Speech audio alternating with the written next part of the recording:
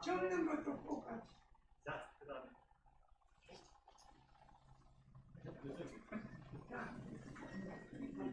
꼭 갑시다.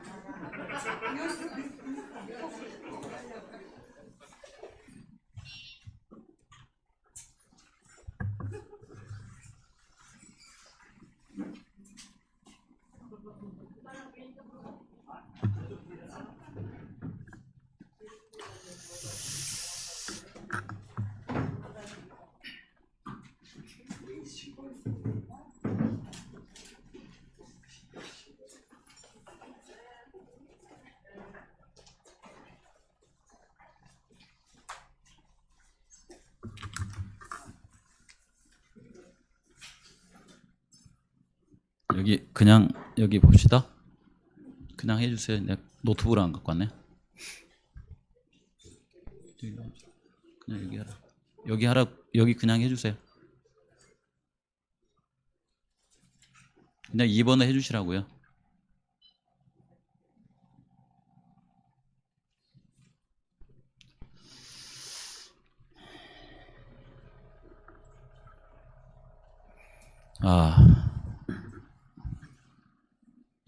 예. 오늘은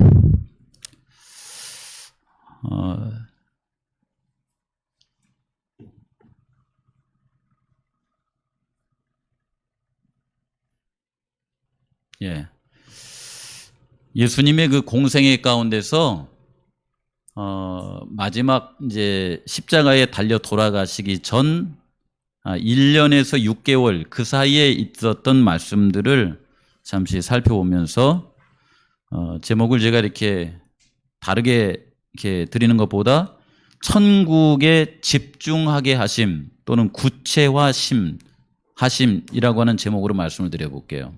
오늘 선교 페스티벌 할 때에 우리가 평화의 기도에 찬양을 하는 것도 이렇게 생각해 보시면서 함께 좀 말씀을 좀 나누도록 하겠습니다.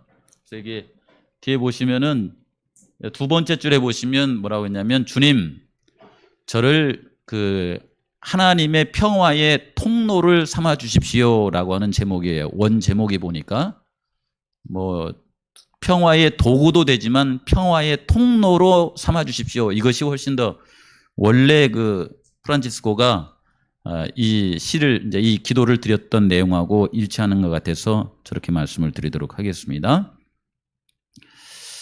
예수님께서 십자가에 죽으시고 그리고 부활하신 다음에 예수님의 제자들을 찾아와서 그들에게 처음 하셨던 말씀이 너희에게 평강이 있을지어다 라고 하는 말씀을 주셔요.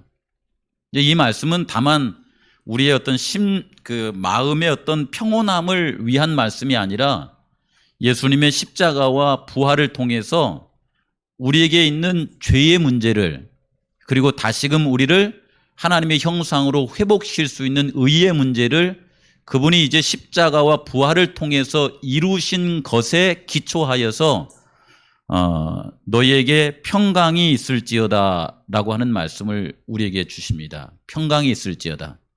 그리고 그분께서 우리에게 하신 말씀이 아버지께서 나를 보내셔서 그분의 십자가와 부활을 통하여서 우리가 평강을 누리고 살아갈 수 있도록 그렇게 나를 보내신 것처럼 나도 너희를 갈라디아서 2장 20절에 보시면은 예수님의 십자가의 은혜와 예수님의 부활을 통한 그분의 의를 통하여서 세상에 살아가면서 불화의 원인이 아니라 평화의 사람으로 살아가도록 나도 너희를 보내겠다 이렇게 말씀하세요. 아버지께서 나를 이 땅에 보내심처럼 나도 너희를 보내노라 이렇게 말씀하신 대목이 나옵니다. 이 말씀은 예수님께서 그분의 구속사업을 이루시고 하신 말씀이에요. 그리고 예수님께서 이제 그분의 생애를 이렇게 거슬러 올라가서 보시면 그분이 이 땅에 나셨을 때에 베들레헴에서 태어나셨을 때에 목자들에게 예수님이 이 땅에 태어나심에 대한 것을 알릴 때에 어떤 말씀이 나오냐면은 누가복음 22장 14절에 지극히 높은 곳에서는 하나님께 영광이요 땅에서는 하나님이 기뻐하신 사람들 중에 평화로다라고 하는 말씀을 주세요. 태어나실 때에 여기에 사람들 중에 평화를 이루실 분이다. 평화로다라고 이렇게 말씀하시고 그분이 달려 돌아가시고 나서 부활하신 후에 제자들을 찾으셨을 때에 이제는 너희에게 평강이 있을지어다 이렇게 말씀하신 대목을 우리 성도님들께서 좀 이렇게 연결해서 구체적으로 한번 이렇게 딱 이렇게 생각을 하시고 정리를 한번 해보시기 바랍니다. 그러면 꽤 의미가 있으실 거예요. 제가 이것을 어떻게 말씀을 드릴까라고 이렇게 생각하다가 무슨 대목의 말씀을 넘겨보세요. 여기에 그 스위스에 가서 보시면은 이게 뭐냐면은 그 알프 호론이라고 그러더라고요. 알프 호론. 그냥 알프스 산에서 부는 호른이라는 뜻인 것 같아요. 이렇게 긴 그 이 악기가 있습니다. 악기 중에서 가장 긴 악기예요. 이 악기를 상상하면서 무슨 생각을 했냐면은 마치 누가복음 22장 14절에 있는 말씀은 예수님께서 이 땅에 오실 때에 이 땅의 평화로다라고 하는 부분은 악기를 부는 사람이 저 악기의 피스를 이렇게 대고 입으로 부는 대목에 해당하고 그 다음에 예수님께서 요한복음 20장에 너에게 평강이 있을지어다 라고 하신 대목은 저 긴 관을 통하여서 이 마지막 요 부분 소리가 나가는 부분 있죠. 요 부분의 말씀이 요한복음 20장에 있는 말씀이 아닌가라는 생각을 한번 이렇게 상상해 봤어요. 그렇다고 하면 우리가 오늘 이렇게 드리는 말씀은 뭐냐면은 저기 이게 피스 있는 데서 음을 불어가지고 여기까지 소리가 나와야 되는데 저 긴 관을 통해서 나오는 이 긴 관이 예수님의 생애다 이렇게 생각해 봤어요. 예수님의 생애. 33년 동안 이 땅에서 사신 생애. 그리고 이제 그분께서 이제 십자가에 죽으시기 전 1년 전에서부터 6개월은 아마 이제 이 부분에 해당하는 것이 아닐까 이렇게 되나요?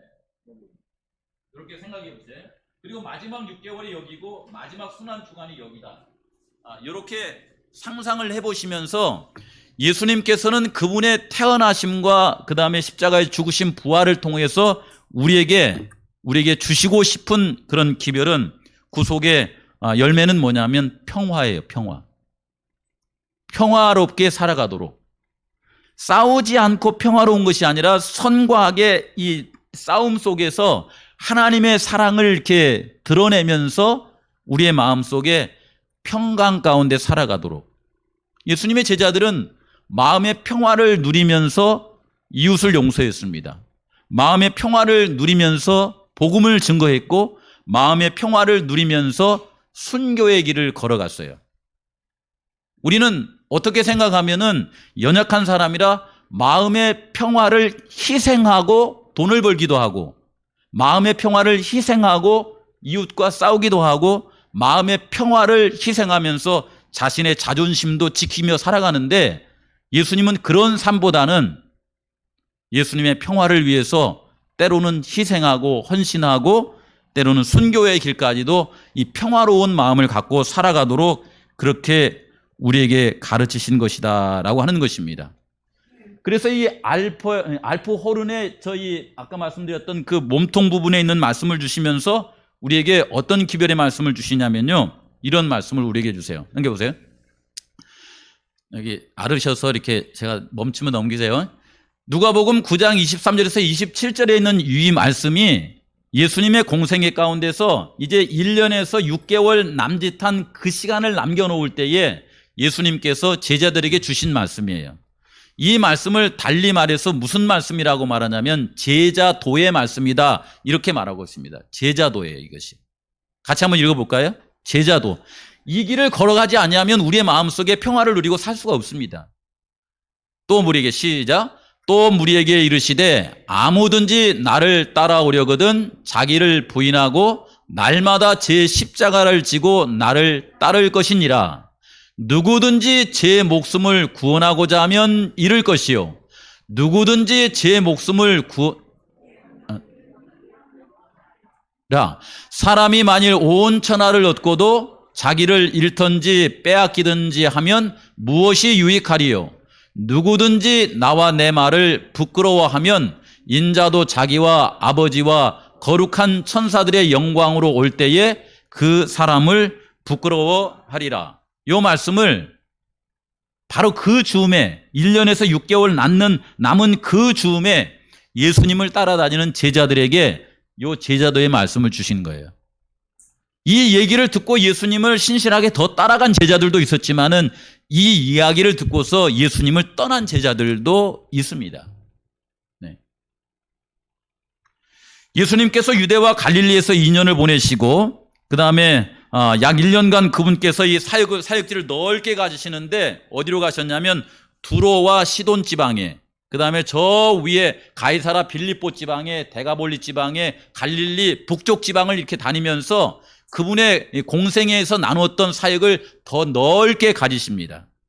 그리고 마지막 남은 6개월은 갈릴리와 그 유대 지방, 말하자면 예루살렘을 연결하는 그 지역이 요단강을 이렇게 강이 흐르는 그 지역인데 그 지역을 페레아라고 하더라고요. 그 지역에서 그리고 사마리아에서 복음 사역을 하시고 마지막 순환주간을 지낸 다음에 예수님은 십자가에 돌아가시는 모습을 볼 수 있습니다. 당시에 이 바리새인들이 예수님께 찾아와서 어떤 요청을 하냐면은 예수님께서 아버지께서 이 땅에, 하늘에서 이 땅에 보내주신 거에 대한 표적을 좀 우리에게 보여주십시오 라고 이렇게 말합니다.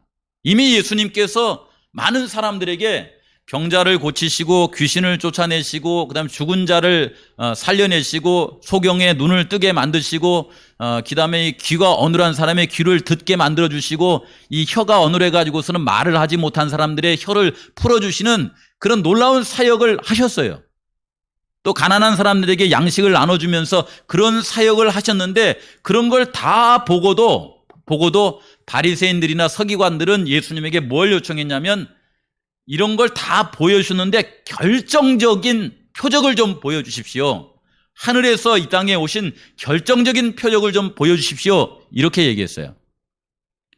그럴 때 예수님께서 반복해서 보여주는 말씀이 있었는데 그것은 뭐냐면 바리새인이었던 니고데모가 예수님께 찾아와서 뭔가 좀 배우고자 하실 때 예수님이 뭐라고 하시냐면 네가 물과 성령으로 거듭나지 아니하면 하나님의 나라의 백성도 될 수 없고 하나님의 나라에 들어갈 수도 없고 하나님의 나라에 관해서 네가 깨달을 수도 없다. 이렇게 얘기하시잖아요.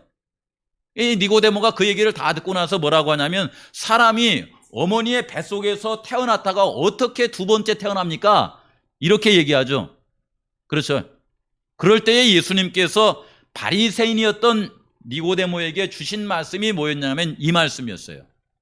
네가 거듭남이 무엇인지 네가 알기는 안다마는 이걸 일부러 나에게 물어봤지 하면서 모세가 광야에서 뱀을 든 것 같이 인자도 들려야 하리니 이는 그를 믿는 자마다 인자가 이 뱀이 들린 것처럼 십자가에 들리는 그 사건이 있을 터인데 그 일을 통하여서 네가 그를 믿는 자마다 영생을 얻는 물과 성령으로 거듭나는 그런 경험이 너에게 있을 것이다 라고 하는 말씀을 니고데모에게 해주세요.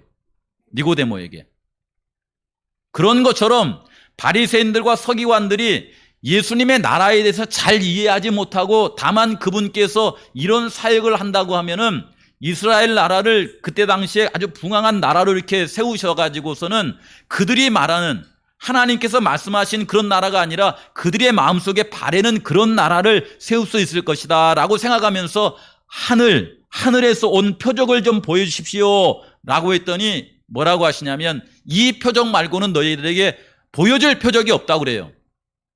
여기 뭐라고 하냐면 예수께서 대답하여 이르시되 악하고 음란한 세대가 표적을 구하나 선지자 요나의 표적밖에는 너희들에게 보여줄 표적이 없다 이렇게 말씀하십니다.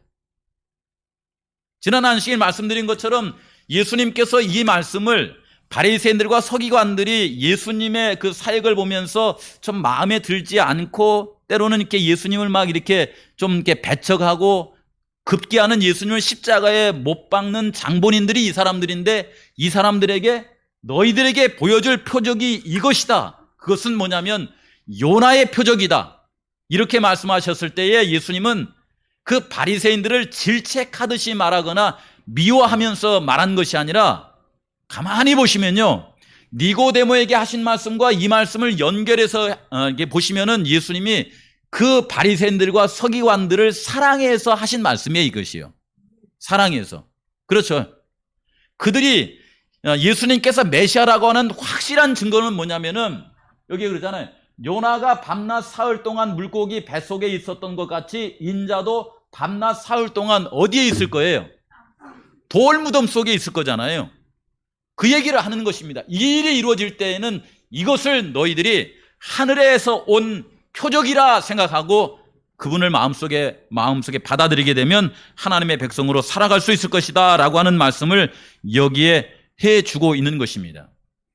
그렇죠. 네. 이 말씀을 언제 했냐면은 이제 공생의 마지막 1년에서 6개월 정도 남는 그 지점에 이 말씀을 해주셨다라고 하는 거예요. 그래서 이런 말씀을 이제 반복해서 이렇게 하시는데 예수님께서 이런 말씀을 하신 다음에 제자들에게 뭐라고 하냐면 사람들은 이런 예수님의 이런 말씀을 듣고서 예수님 곁에 머무르기보다는 예수님을 하나둘 이렇게 떠나갔어요. 떠나갔을 때에 제자들에게 처음으로 이 질문을 합니다. 사람들이 나를 누구라고 부르든 이렇게 물어봐요. 그랬더니 제자들이 뭐라고 하냐면 침례 요한이나 또는 엘리야나 또는 아마 저분은 선지자일 것이다 라고 이렇게 말합니다. 이렇게 대답해요. 선지자일 것이라고. 쉽게 말하면은 많은 사람들이 예수님을 메시아로 믿은 거예요, 안 믿은 거예요? 안 믿은 거예요.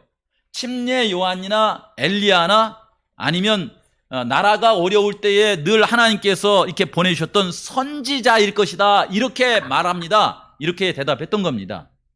그랬더니 예수님께서 이제 떠나고 남은 제자들을 향하여서 뭐라고 하시냐면 그러면 너희들은 나를 누구라고 하느냐 이렇게 물어본 거예요.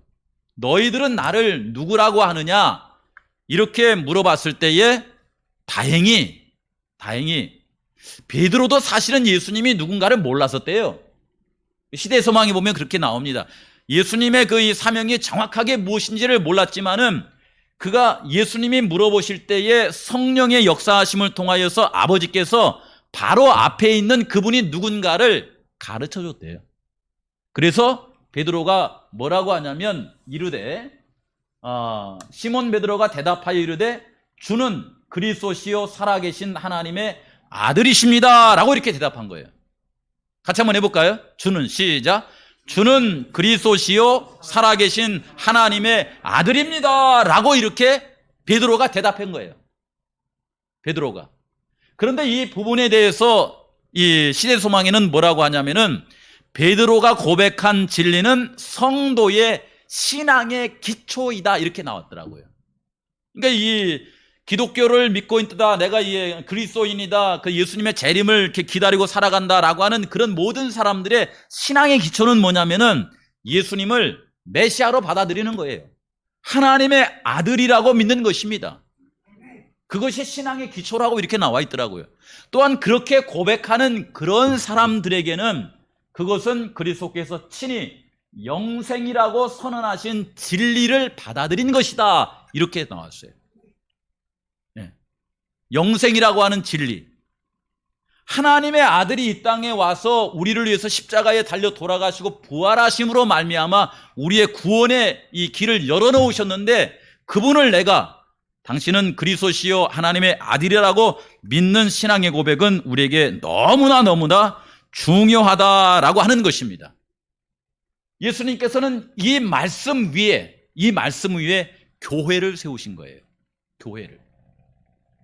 그리고 이 교회에 다니는 성도들을 통하여서 예수님에 대해서 이런 신앙 고백을 하면서 예수님을 의지하며 살아가도록 그렇게 하신 것입니다.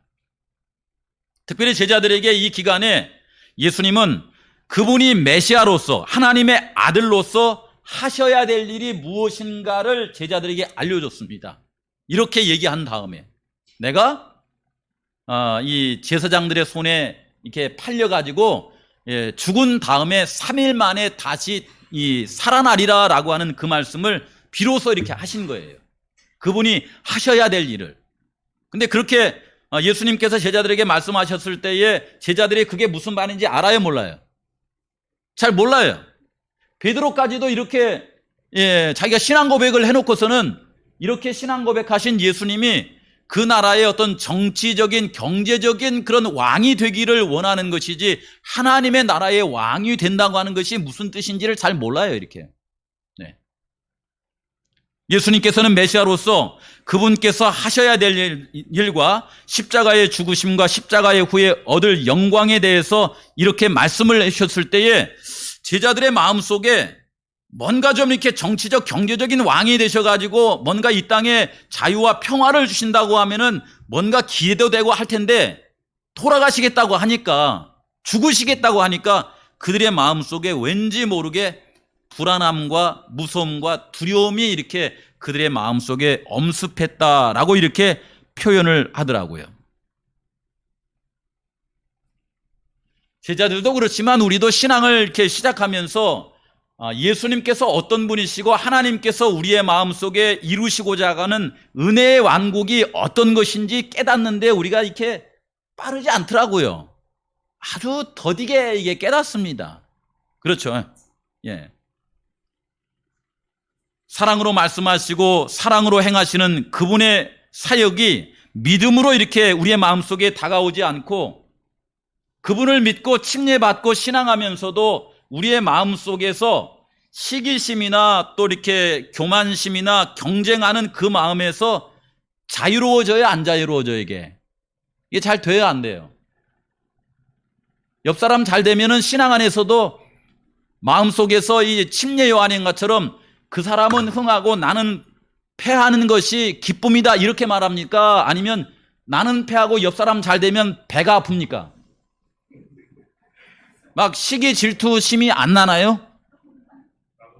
제가 혹시 이렇게 이게 형편없이 살지만은 내일 모레라도 우리 성도님들한테 제가 뭘 좀 했는데 집을 세 채나 얻었습니다. 이렇게 말하면 아이고 목사님 잘 됐습니다. 이렇게 할 겁니까? 겉으로는. 이 제자들의 마음속에 예수님과 거의 2년 반 이상을 따라다녔으면서도 예수님의 제자로서 그들의 마음속에 육신의 소욕에서 나오는 시기심과 질투심, 경쟁심에서 이게 자유롭지가 않았었습니다. 예. 그래서 예수님 먼저 보내고 그들이 이렇게 뒤에 따라가면서 뭐라고 하냐면 누가 나중에 예수님께서 왕국을 이룰 때에 제일 높은 자리를 차지할까? 이렇게 말하면서 토론할 때에 장로님이 했으면 좋겠습니다. 그렇지 말고 장로님이 했으면 좋겠습니다. 이렇게 하지 않고 속으로는 은근히 뭐라고 생각해요? 이렇게 보면서 뭐라고 해요? 나를 좀 안 찍어주나? 이런 생각을 갖고 있었다 이 말입니다. 저는 그렇게 안 할 것 같아요. 저도 그렇게 해요. 자유롭지 않다 이 말입니다. 그 얘기를 말씀을 드리는 거예요. 그래서 제가 이렇게 처음 교회에 나올 때에 불렀던 노래가 있어요. 천사의 말을 하는 사람도.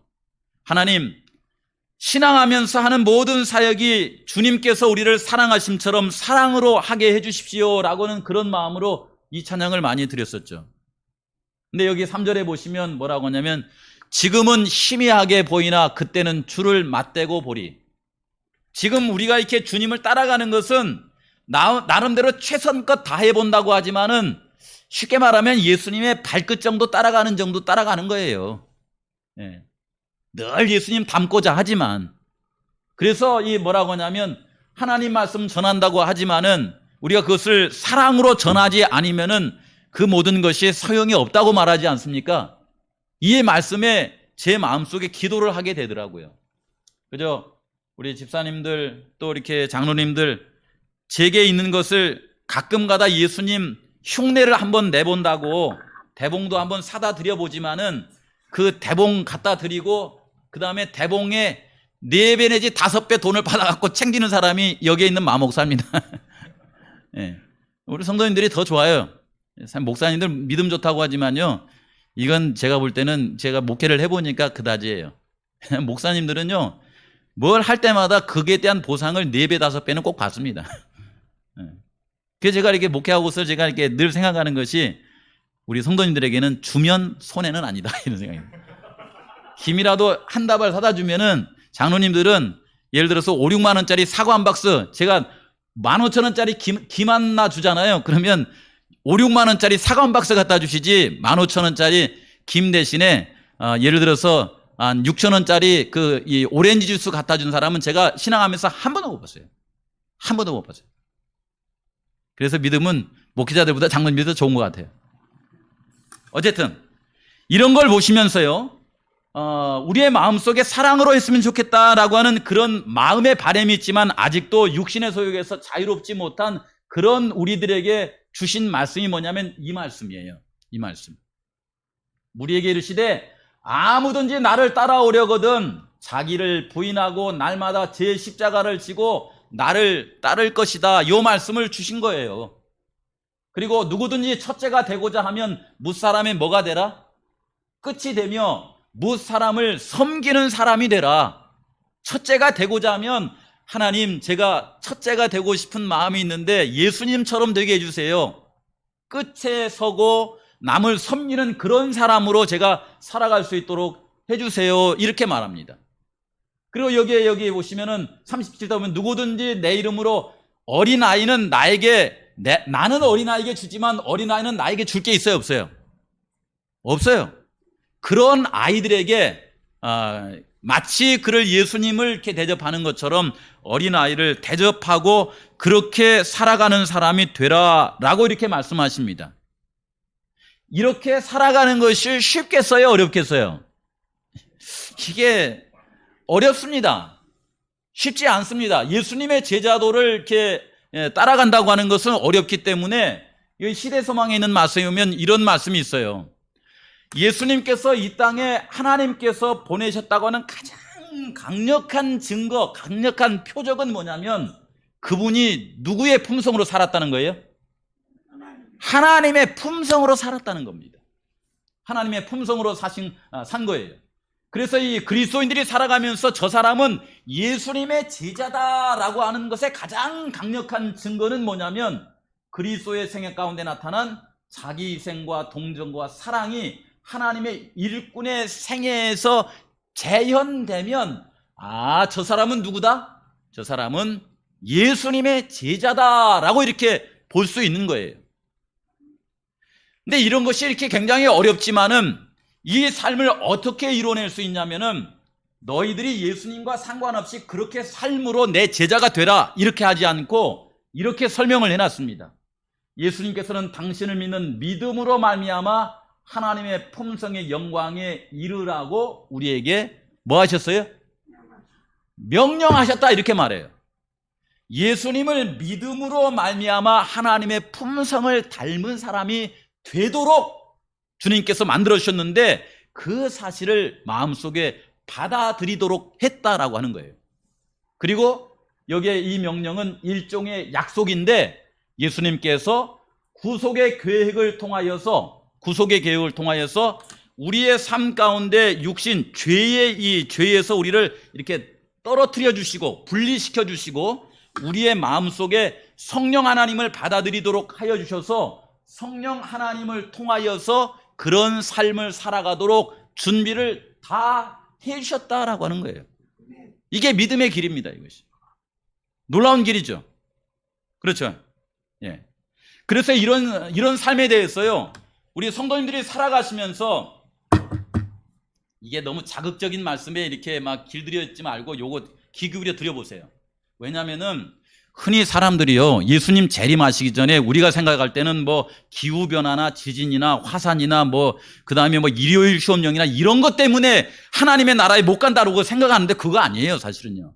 그런 건 그냥 우리의 마지막 종말에 살아가는 동안 그냥 일어나는 사건들이에요. 이런 사건 속에서 우리의 마음속에 이 마음이 있을 때 못 가는데 그건 뭐냐면 시기심, 질투심, 경쟁심 이런 거 있을 때 못 가는 거예요. 가난한 사람이 있을 때 못 본 척하는 그런 마음 때문에 우리가 예수님 재림하실 때에 그리스도의 품성이 없어가지고 고난을 받는 겁니다.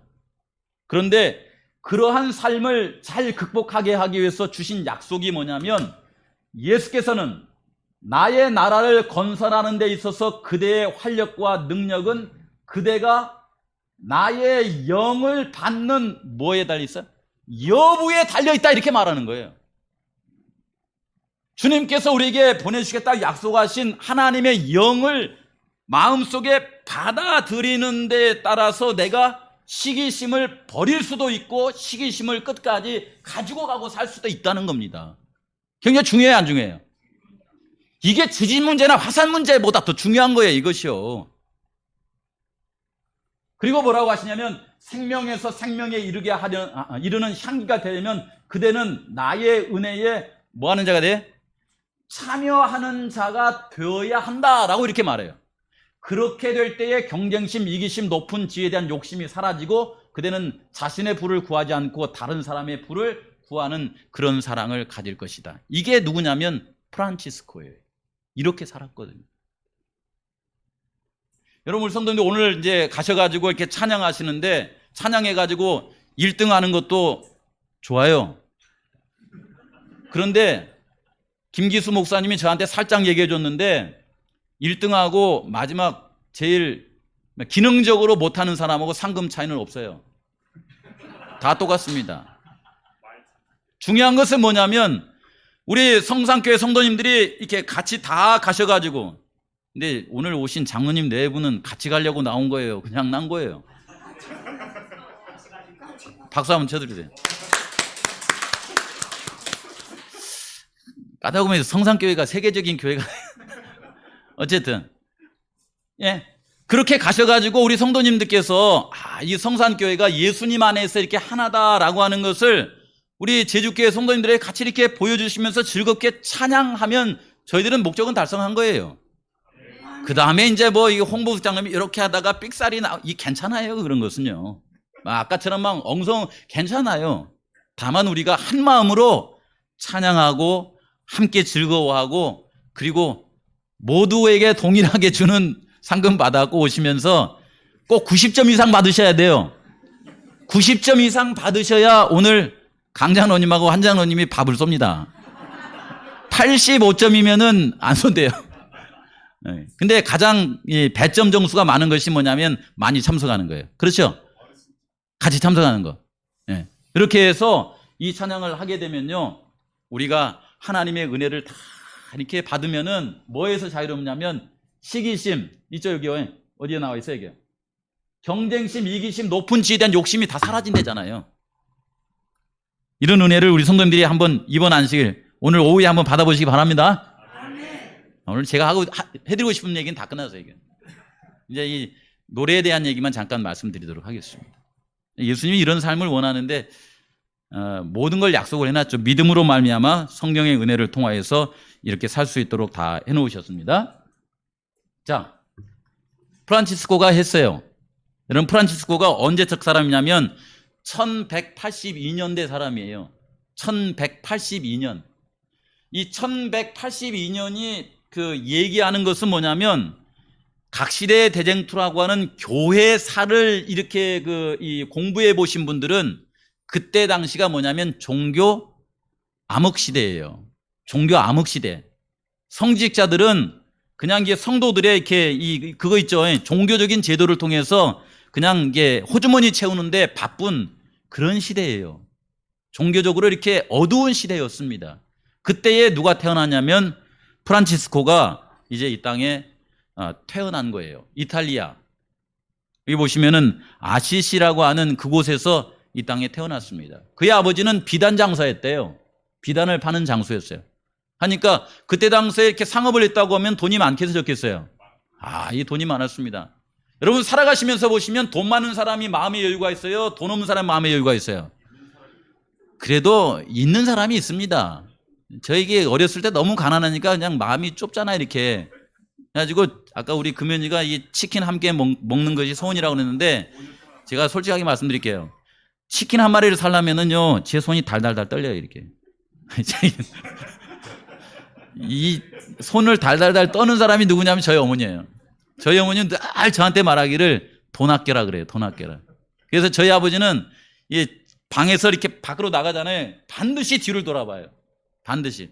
롯의 아내처럼 이렇게 돌아보는 것이 아니라 켜진 전기가 있으면 다 꺼놓고 나가려고 반드시 뒤를 돌아봐요. 근데 저희 집에서 밖에 나갈 때 반드시 뒤를 돌아보는 사람이 누군지 아세요? 저예요. 그거 안 끄고 나가면 속이 안 편해요. 전기세 달아질까봐. 그래도 있는 사람이 마음이 넉넉한데 이 프란치스코는 아버지가 잘 사는 덕에요. 어릴 때 꽤 명랑하고요. 그 다음에 이게 손 씀씀이가 컸어요. 그래서 친구들한테 어디 가면 돈을 누가 먼저 냈어요? 프란치스코가 먼저 냈습니다. 덕분에 친구들이 꽤 많았어요. 친구들한테 밥 잘 사주면 친구 많은 거 아닙니까? 예. 교회에서도요, 인기 많으시려면요, 밥 사주세요.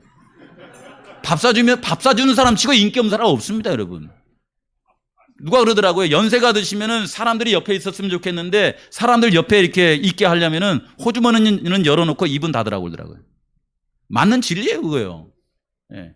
이게 살짝이 가가지고 이렇게 한 분 주면서 열심히 하게. 청년반에 가서 그렇게 하면 청년들 다 좋아해요. 저 아동센터에 가서도요, 그냥 많이 주지 마세요. 한 3만 원 주면서 그 교사분들 이렇게 밥이나 한 끼 드시오. 이렇게 하면서 이렇게 참 잘한다고 그러면요. 강혜영 집사님 여기 교사들요, 신이 나가지고 더 잘합니다. 이게 인심이 여기서 나오거든요, 이게요. 그쵸? 그렇게 이 프란치스코가 20살 때까지 그렇게 살았대요. 근데 20살이 되던 그때에 아버지가 멀리 장사를 하러 갔을 때에 이 프란치스코의 마음속에 뭔가 좀 이렇게 어떤 명예심 이런 게 있어가지고 내가 기사가 돼야 되겠다 이렇게 했어요. 기사가. 그래가지고 전쟁에 가서 그냥 멋지게 이렇게 나가가지고 이겨가지고서는 이게 말하자면은 사람들이 존경받는 날 기사가 돼야 되겠다. 돈 잘 쓰는 사람 말고 이제는 명예를 좀 얻고 싶은 거예요. 그래서 전쟁터에 갔는데 전쟁터에서 그냥 져버려가지고 상대방의 포로로 잡혀버린 거예요. 포로로 잡혀가지고서는 감옥에서 어느 정도 세월을 보냈냐면은 1년 정도의 포로 생활을 보냅니다.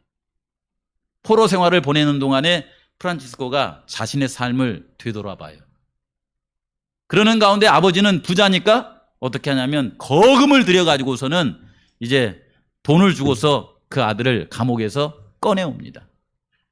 집에 와서 이렇게 사는데 프란치스코가 돈은 넉넉한데 마음의 병이 들어버렸어요. 그래서 누워가지고 싫어하면서 인생이 뭔가 이렇게 생각하면서 내가 돈도 누려보고 다 아는데 이게 별 필요가 없구나 이렇게 생각해서는 마음 가운데 이제 그런 시간을 보내면서 하나님께 기도합니다. 하나님, 제가 어떤 삶을 살았으면 좋겠습니까? 하고서 그의 마음을 돌아보고 회심하는 경험을 해요. 하나님의 자녀가 되는 그런 경험을 했다라고 하는 것입니다. 이제 그는 친구들과 함께 이제 뭐 술 먹고 이렇게 방탕하는 생활을 한 것이 아니라 일어나면은 이제 교회 가가지고 하나님께 기도하고 하나님의 말씀을 읽는 시간을 보냅니다. 그러다가 하루는 그에게 어떤 음성이 들려오냐면은 프란치스코야, 가서 허물어져 가는 나의 집을 고쳐 세워라 하는 음성이 들려와요. 허물어져 가는 나의 집을 고쳐 세워라.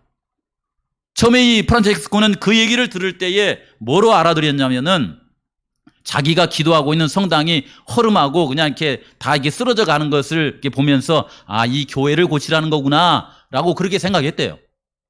그래서 이제 아버지의 돈을 이렇게 갖다가 이제 말하자면 주교한테 갖다 주면서 이 교회를 수리하시라고 이렇게 했다고 합니다. 근데 그 주교는 그 프란치스코가 갖다 둔 돈을 그렇게 즐겨하지 않더래요.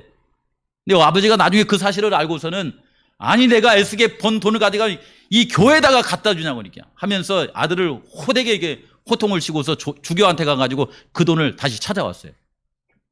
근데 아버지가 떠나면은 프란치스코가 그 행위를 이렇게 반복하자 아버지가 이제 대발노발하면서 거기에 와가지고 주교님한테 뭐라고 하냐면, 주교님, 이제 다시는 프란치스코가 이 행위를 하지 않도록 이 아들을 좀 교훈해 주라고, 얘기 좀 해주라고 이렇게 했어요. 그랬더니 프란치스코가 자기가 가지고 있는 아버지로부터 받은 모든 것을 다 이렇게 벗어가지고 아버지한테 딱 내놓으면서, 아버지, 저는 이제 하나님께로 가겠습니다. 하나님의 일을 하면서 살겠습니다. 저를 이제 놔주십시오 하면서 한 말이 뭐냐면, 하나님이 계십니다. 저는 이것으로 충분하니까 이제껏 키워주신 아버지 감사합니다 라고 하면서 아버지를 떠나게 되었다고 합니다. 그가 이제 신앙하면서 처음부터 그가 온전하게 된 건 아니에요. 이제 그가 하나님의 말씀을 붙들고 이제 가는데, 하루는 평화의 기도를 쓰게 된, 평화의 기도를 하게 된 이 근본원이 여기 있어요. 하루는 이제 이 잠을 청하고 있는데 그 꿈속에서 자기를 누가 찾아왔냐면은 온 몸이 문둥병으로 망가져버린 한 사람이 찾아가지고는 노크를 한 거예요. 추운 겨울에 노크를 하면서, 제가 갈 데가 없어서 그런데 저로 하여금 이 집에서 좀 좀 쉬어갈 수 있도록 그렇게 해주실 수는 없겠습니까? 라고 한 거예요. 만약 우리 성도님들께서 프란체스코에게 한 것처럼 이렇게 나병 환자가, 문둥 환자가 이렇게 쉬어가기를 청하면 마음에 어떤 마음이 들 것 같아요? 아이고, 오셨습니까? 이렇게 할 것 같아요? 아휴, 옆집으로 가지, 그냥 일로 와가지고 그럴 것 같습니까? 프란치스코의 마음속에 무슨 생각이 들었냐면은, 귀찮은 생각이 들었어요. 그런데 본인이 하나님을 따르겠다고 이렇게 마음속에 약속하고 나서부터 그를 내칠 수가 없잖아요. 그러니까 그 문둥병자에게 들어오시라고 해서 이제 한쪽에 그가 쉴 수 있는 그런 공간을 이렇게 내줬는데, 그 생긴 것이요, 그냥 문둥병으로 막 여기가 저기가 막 이렇게 하는데 그냥 마음속에 그냥 성가시네. 짜증도 나고 그러겠죠. 제가 이 표현을 꼭 해드리고 싶어요. 예. 그러는데 이제 그 환자가 들어와서 그냥 편히 쉬다가 나가면 되는데, 이제 방에 들어왔으니까 몸은 따뜻하게 데워졌는데 뭐가 고파요? 배가 고프잖아요. 그러니까 이분이 뭐라고 하냐면, 제가 여기 와서 이렇게 참 편히 쉬게 해서 좀 감사한데, 기왕에 이제 방에 들어오게 해주셨으니까 저 배가 고픈데 밥 좀 이렇게 허기 좀 채울 수 있는 그런 거 주실 수 없겠습니까? 이렇게 말하는 거예요. 하니까 또 이렇게 이제 방까지, 집에까지 들어왔는데 앉을 수 있어요, 없어요? 이 프란체스코가, 아이고, 참 집을 내줬더니 또 밥까지 달라고 하네. 이렇게 하면서 귀찮은 듯이 이렇게 해가지고 밥을 이렇게 갖다 준 거예요. 했더니 이 문둥병 걸린 사람이 며칠 이 굶은 사람처럼 막 흡치고 먹는 거예요. 흡치고 먹는 겁니다. 그렇게 먹고 있는 그 모습을 보면서 프란치스코스의 마음속에, 어머, 참 하나님이 주신 사랑이 너무 크구나. 이런 사람이 이렇게 먹일 수 있다니. 이런 마음을 가졌을까요? 아이고, 저렇게 빌어먹으니까 저렇게 살지. 이런 생각을 했을까요? 잘 생각해 보세요. 이렇게 해서 이제 이 사람에게 식사를 이렇게 제공해 줬습니다. 이렇게 식사를 제공해 줬으면 그것으로 또 이렇게 족하면 좋을 거 아니에요. 이게 몸을 이제 데폈고, 그 다음에 배를 채웠으면 어떻게 해야 돼? 이제 집을 나가야 될 거 아닙니까? 근데 갑자기 이 양반이 몸이 데워지고 배가 부르니까 뭐라고 하는 거예요? 이제 이 밤을 이곳에서 좀 잠을 자고 가면 안 되겠습니까? 원래 이 문중병 환자는 냄새도 나고 이제 역하거든요. 그런데 그런 상태로 잠을 좀 재워달라는 거예요. 이게 제가 보니까 프란치스코가 이게 마음이 좀 무딘 것 같아요. 그러니까 그렇게 해달라니까 또 어떻게 해줘요? 또 그렇게 해준 거예요. 이렇게 그렇게 해주면서, 하나님, 제가 천사 같은 이 문둥병자와 하룻밤을 자게 해주셔서 하나님 너무너무 땡큐합니다. 이렇게 했을까요? 아이고, 재수가 없으려니까 그냥 저거이 찾아와가지고는 집을 나가지도 않고 그냥 이 밤을 저것하고 같이 하룻밤을 새게 생겼구만. 이런 생각을 했을까요? 그건 알아서 생각하세요. 근데 이 사람이 이제 이게 그러고 나서 이제 잘 자고 나가야 될 거 아닙니까? 근데 이 양반이 잠을 청하다가 이 방이 좀 추웠는지 어떤지는 모르지만은 호들호들 떨면서 그 이 프란체스코한테 뭐라고 하냐면, 형제님, 기왕에 저에게 방도 주고 먹을 것도 주고 잠잘 곳도 주셨는데 제 몸이 좀 추워서 힘든데 당신의 몸으로 저를 이렇게 몸을 덮어가지고서는 저를 좀 따뜻하게 데워줄 수는 없겠습니까? 이게 이제 예수님께서 문둥병 환자를 이렇게 만진 것처럼 자기를 이렇게 꼭 껴안아가지고 자기를 대표달라는 거야, 이렇게. 여기까지는 할 수 있어요, 없어요? 안 돼, 해달라니까 또 이게 프란치스코가 투덜투덜하면서 이걸 해준 거야, 이게. 이렇게 딱, 이렇게 해줘가지고서는 이게 문둥병자를 이렇게 데워주니까 요 문둥병자가 이 천년피 이 문둥병자가 그렇게 해가지고 자기 몸이 이렇게 데워지니까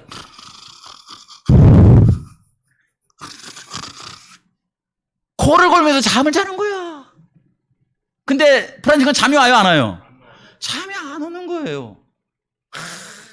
이 사람이 와가지고 그냥 몸에까지 그냥 냄새가 이렇게 배게 만들어 이렇게 했잖아요. 그때 프란치스코가 주여, 제가 이 영혼을 이렇게 감싸 안아가지고 따뜻하게 해줄 수 있는 은혜를 주셔서 감사합니다. 이렇게 했을까요? 아니면은 어이구, 이 몸을 갖다 옷을 갖다 세탁을 해, 빨래를 하든지 해야지, 이렇게 했을까요? 후자였어요. 후자였습니다. 그리고 나서 이제 아침이 됐어요. 프란치스코가 눈을 떴습니다. 눈을 떴는데 자기 집에 문둥병 환자가 있어요, 없어요? 없어요. 그리고 냄새도 나요, 안 나요? 안 나요. 다만 꿈속에 이 한 사람이 자기를 찾아왔다 갔는데 이 꿈속에 뭐라고 하냐면, 프란시스코야, 나는 네가 사랑하는 예수란다. 네가 나를 이렇게 극진히 대접하였으니 하늘의 상이 너에게 클 것이다 라고 하는 이 말씀을 들은 거예요. 하니까 프란치스코가 할렐루야, 아멘, 이렇게 했을까요? 그냥 너무 자기 마음을 아잖아요. 행동은 했지만 자기 마음속에서는 그렇게 반응했었잖아요. 그러니까 너무 미안해가지고, 너무 죄송해가지고 그냥 머리를 조아리고 그렇게 부끄러운 마음으로, 회심하는 마음으로 드렸던 기도가 프란체스의 평화의 기도예요.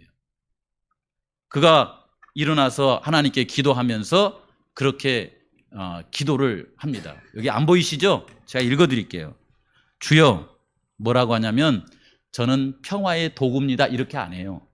주여, 주여, 저를 주님의 평화의 통로로 만들어 주십시오. 이게 기도의 시작입니다. 주님, 저를 주님의 평화의 도구로, 십자가의 은혜와 성령의 은혜로 저를 그렇게 만들어 주십시오. 그렇게 해서 미움이 있는 곳에 사랑을 가지고 가며, 악이 있는 곳에 용서의 정신을 가지고 가도록 하며, 분열이 있는 곳에 조화를, 그리고 잘못이 있는 곳에 진리를, 의심이 있는 곳에 믿음을, 절망이 있는 곳에 희망을, 어둠이 있는 곳에 빛을, 슬픔이 있는 곳에 기쁨을 가지고 가는 그런 사람이 되도록 저를 어떻게 해달라는 거예요? 만들어주세요. 이게 평화의 기도였대요. 이건 프란치스코의 삶을 자랑하는 것이 아니더라고요, 보니까요. 이 정도 하고요. 실제로 프란치스코의 삶에 보면요, 이런 일화가 있습니다. 프란치스코가 그의 곁에 이게 수녀원, 이제 그때 당시는 이제 그 성당에 살았으니까 성당에 누구도 있어요? 수녀들도 있잖아요.